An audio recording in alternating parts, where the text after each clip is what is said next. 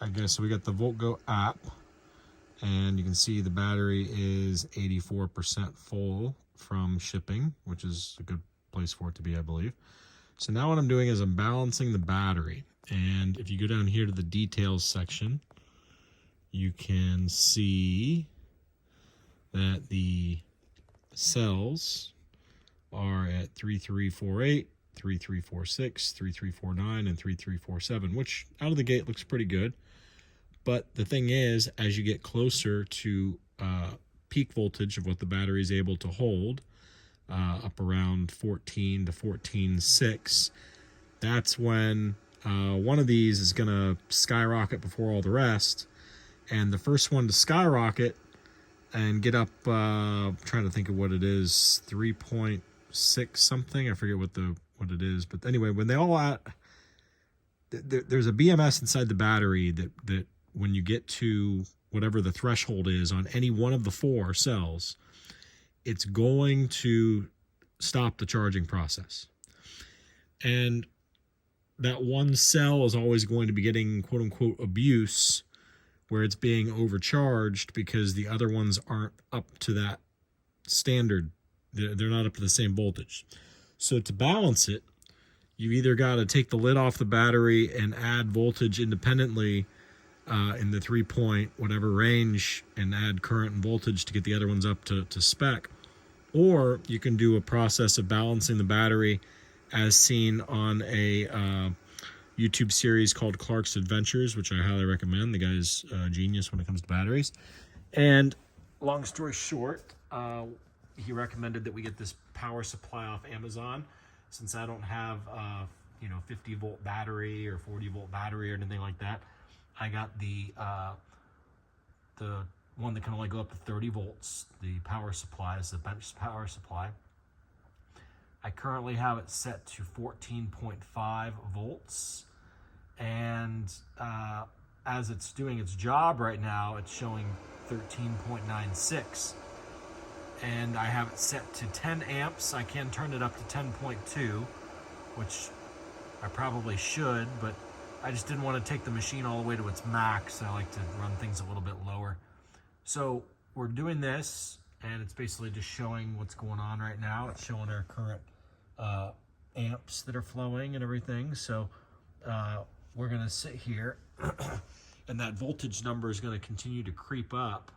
Now, this process can take days, because what happens is, like right now I'm running not big amps by any means for this battery, but I'm running decent amps, the 10 amps. Once we get to closer to where one of the cells is, well, you know what? Let's just do it this way. We'll check out the Clark's Adventure thing again real quick, because the guy does a great job, and I love to give credit where credit's due when somebody really knows what the hell they're talking about. And the same way that I brought all the attention to the Corvette community about the changing the DCT filters early and adding the extra 2 quarts when nobody understood it, for road-going cars. That's how this guy is with the battery world. And so let's see here. Putting out some power. It's putting out 5 amps. The voltage came right down because that's the voltage the battery is at. The battery is a bigger, stronger device, and it's holding the power supply down. It's passing 5 amps.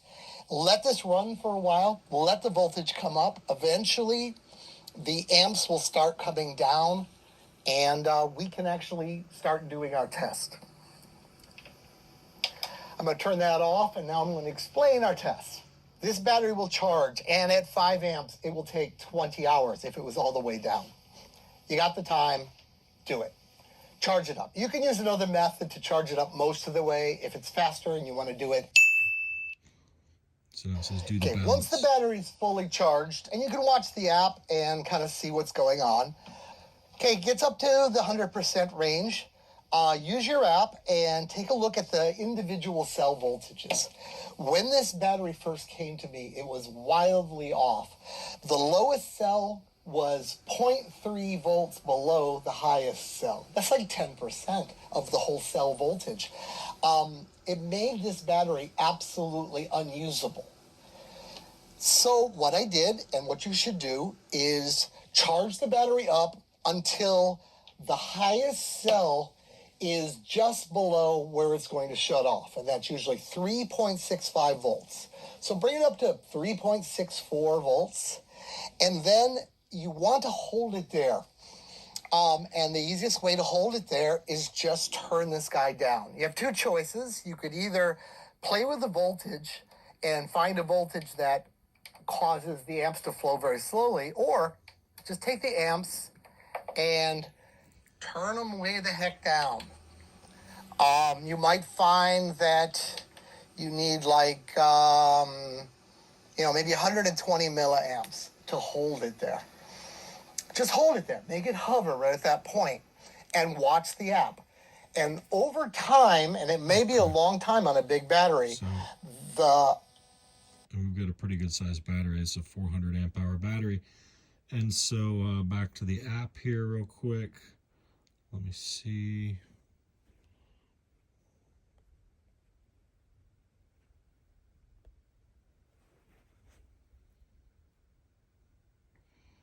Okay.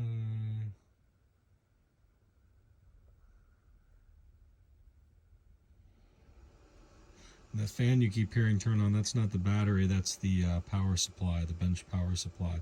So see, the cool thing about a bench power supply is you're in control. So as you can see, we've already gotten up to 13.99 volts now, so the battery is accepting charge. It's raising the voltage of the battery. Okay, so we're going to be up to 14 here in a second. So we're connecting to the battery with the Bluetooth, and so now we're at 85%. Before, I think we were at 84%, if I'm not mistaken.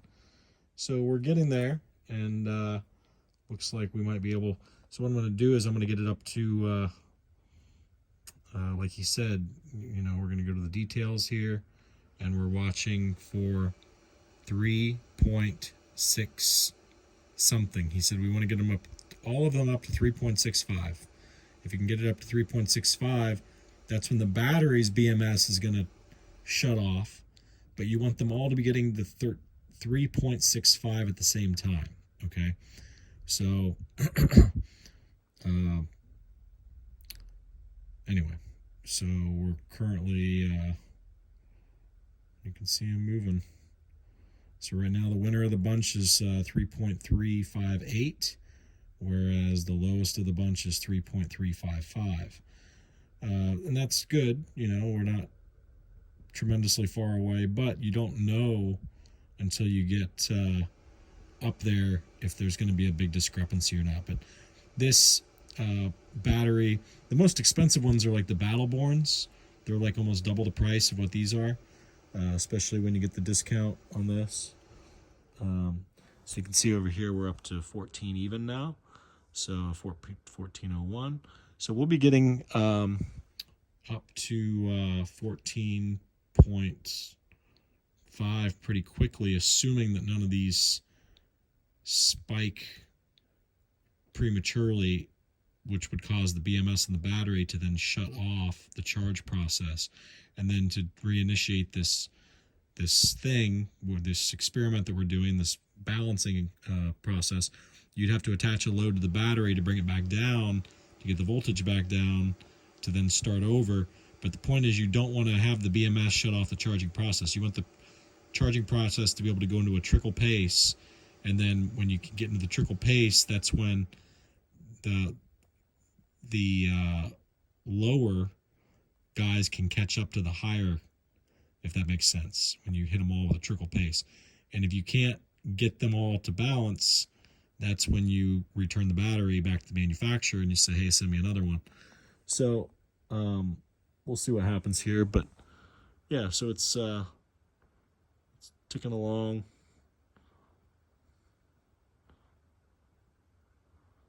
Interesting.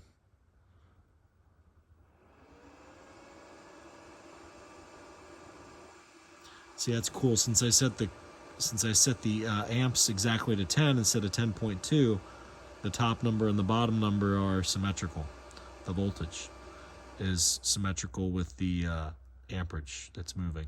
So, all right. So we'll just let that do its thing for a little bit, and I might just go ahead and turn the amperage down here after a bit before I go to sleep.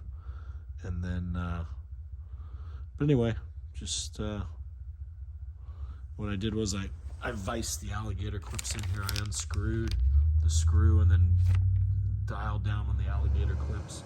Since we're not running big currents or anything, you know, it's not a big deal. I mean, is the wire warm? Barely. Not really, but barely. But we're not running big currents, so we're fine. So, I'm not running big amperage. All right, that's enough battery chat. See ya.